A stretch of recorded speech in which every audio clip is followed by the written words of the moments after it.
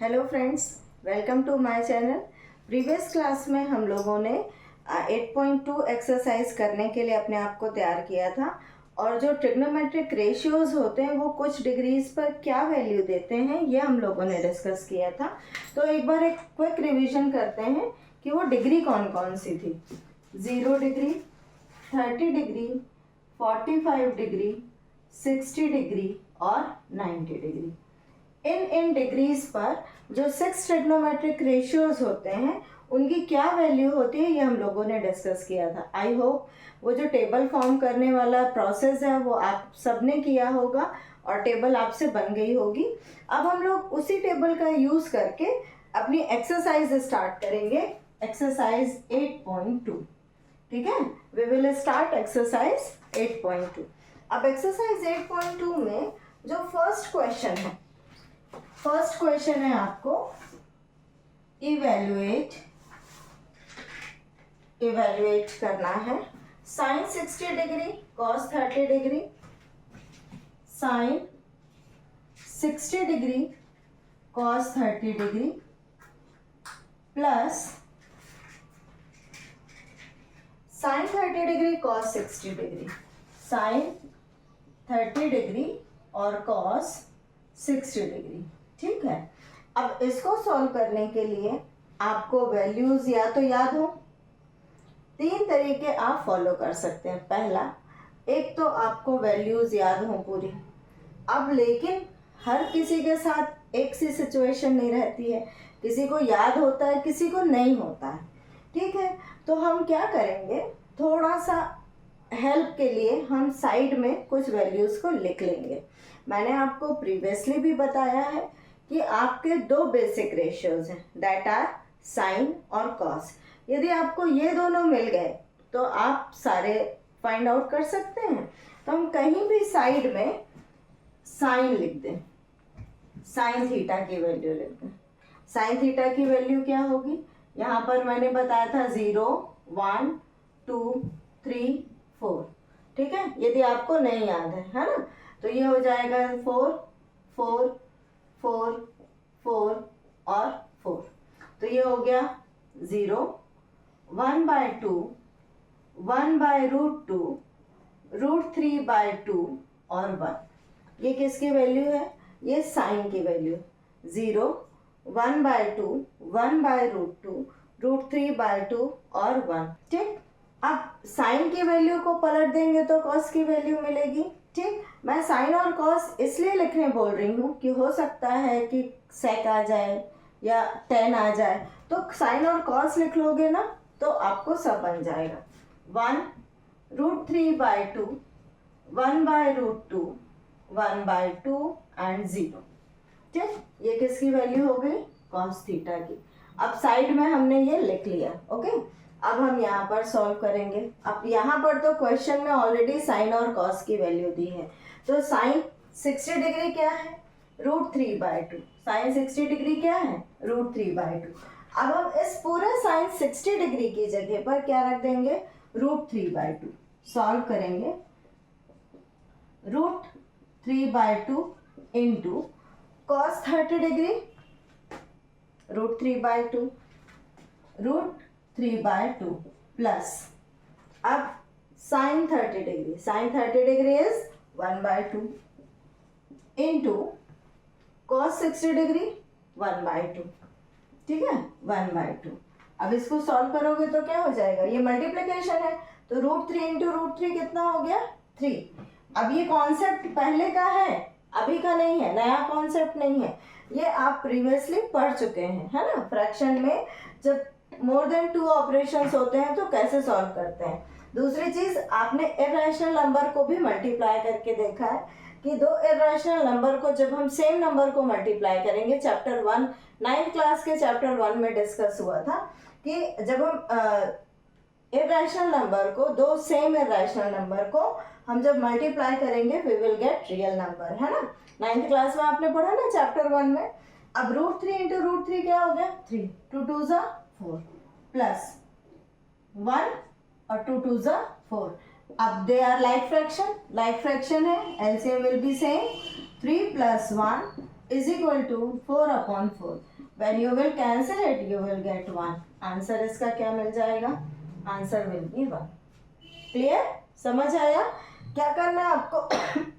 मैंने आपको पहले भी बोला था कि जो वैल्यूज हैं, है ना, जो क्वेश्चंस आएंगे वो या तो फ्रैक्शनल फॉर्म में होंगे या फिर इस तरह से लिखकर इवेल्युएट करने दिया जाएगा या फ्रैक्शन में दिया होगा. तो यदि आपके फ्रैक्शन का कॉन्सेप्ट एकदम क्लियर है तो फिर आपको इस क्वेश्चन को सॉल्व करने में कोई प्रॉब्लम नहीं होगी. दूसरी चीज़, आपको ये डिग्रीज भी पता होनी चाहिए. यदि आपको दो चीज़ें मालूम है तो आप इस एक्सरसाइज को बहुत इजीली सॉल्व कर सकते हैं. ठीक है, आई थिंक इसमें कोई डाउट नहीं है.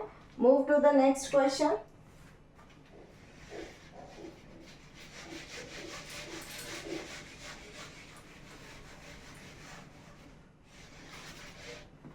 Question number 2 is 2 tan square 45 degree. Question number 2 is 2 tan square 45 degree plus cos square 30 degree. Question number 2, 2 tan square 45 degree plus cos square 30 degree minus sin square 60 degree. sin square 60 degree. ठीक, अब देखिए यहाँ पर 3 ratios दिए हुए हैं. There are 3 ratios, sine, cos and tan. ठीक, अब टेन की वैल्यू कब मिलती है? When you will divide sine की वैल्यू को कॉस की वैल्यू से डिवाइड करते हो. ठीक, अब डिवाइड करने का जो कॉन्सेप्ट है वो साइन की वैल्यू को पहले रखोगे. अब क्योंकि ये फ्रैक्शनल फॉर्म में है तो डिवीजन तो होगा नहीं, मल्टीप्लिकेशन होगा.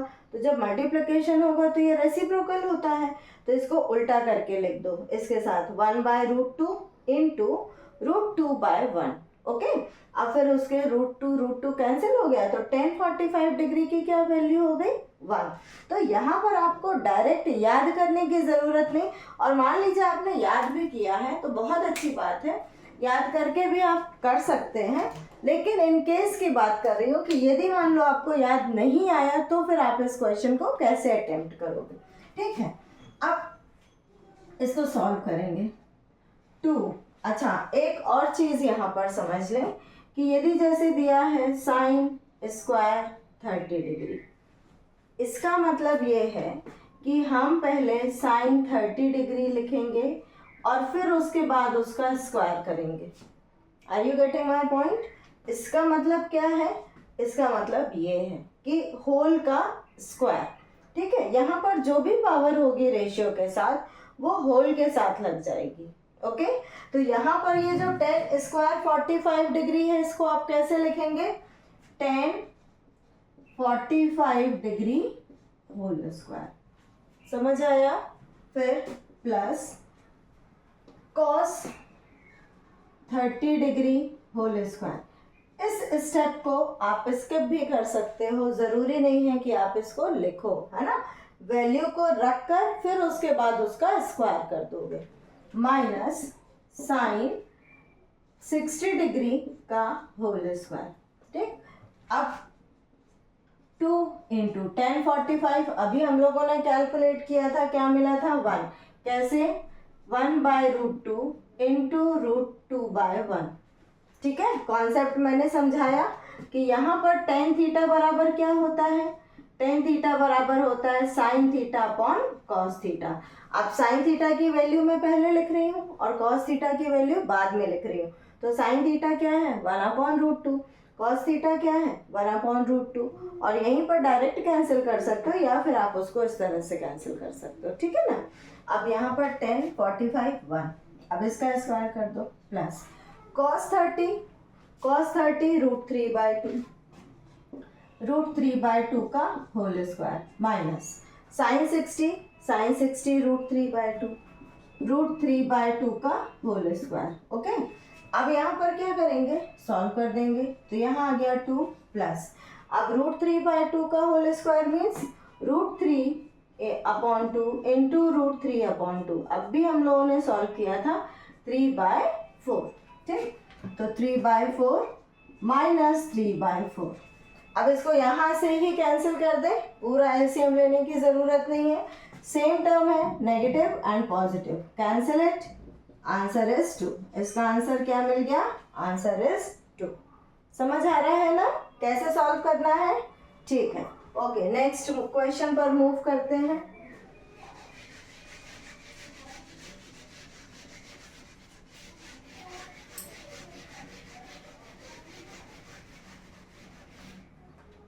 नेक्स्ट क्वेश्चन हमारा क्या है? cos 45 degree, third one, cos 45 degree upon cos 45 degree upon sec 30 plus cos sec 30, sec 30 degree plus cos sec 30 degree. ठीक है, ओके। अब यहाँ पर साइन कॉस और टेन के फॉर्म में ना देके क्या दिया हुआ है? कॉस दिया हुआ है और सेक और कॉसेक दिया हुआ है। ठीक है, कॉस 45 डिग्री दिया हुआ है, सेक 30 डिग्री दिया है और कॉसेक 30 डिग्री दिया है। ठीक, अब आते हैं इस पर।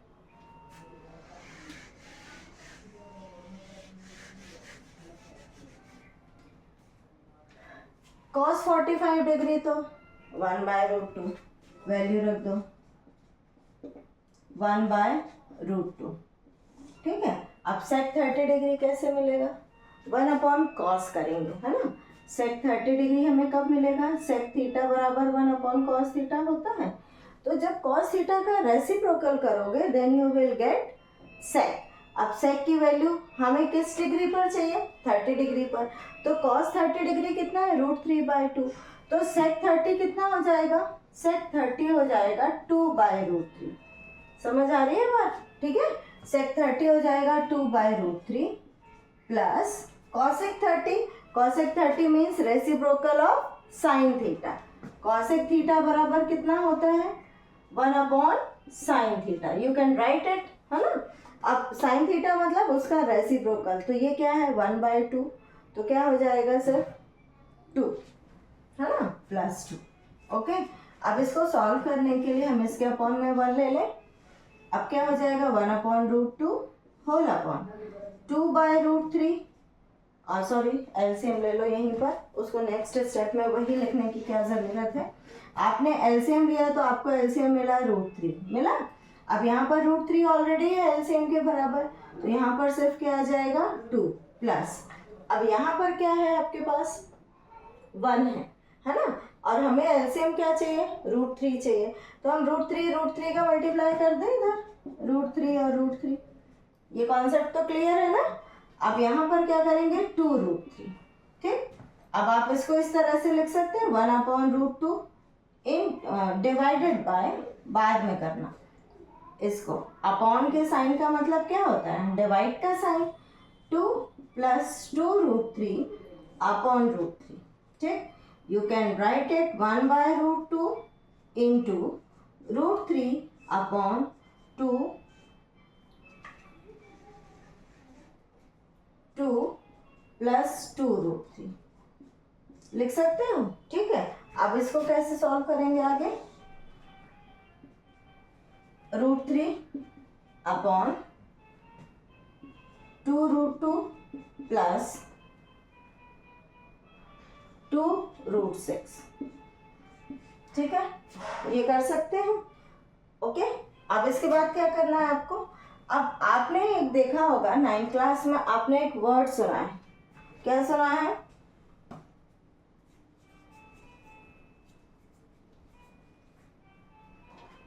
आपने एक वर्ड सुना है रैशनलाइजेशन, है ना।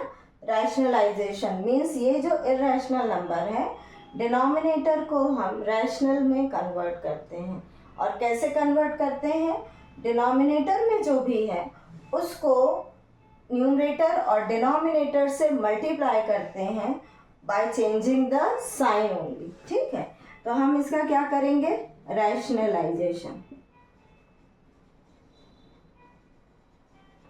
रैशनलाइजेशन करेंगे। ठीक है, अब क्या करेंगे? √3 अपॉन 2√2 प्लस 2√6 और multiplied by 2√2 minus 2√6 whole upon 2√2 minus 2√6। ठीक, आपने क्या किया? डिनोमिनेटर में जो भी वैल्यू थी उसमें सिर्फ साइन चेंज किया है और फिर उसको न्यूमरेटर और डिनोमिनेटर से मल्टीप्लाई कर दिया, ठीक है। अब क्या करेंगे हम, ये numerator multiplied by numerator and denominator multiplied by denominator.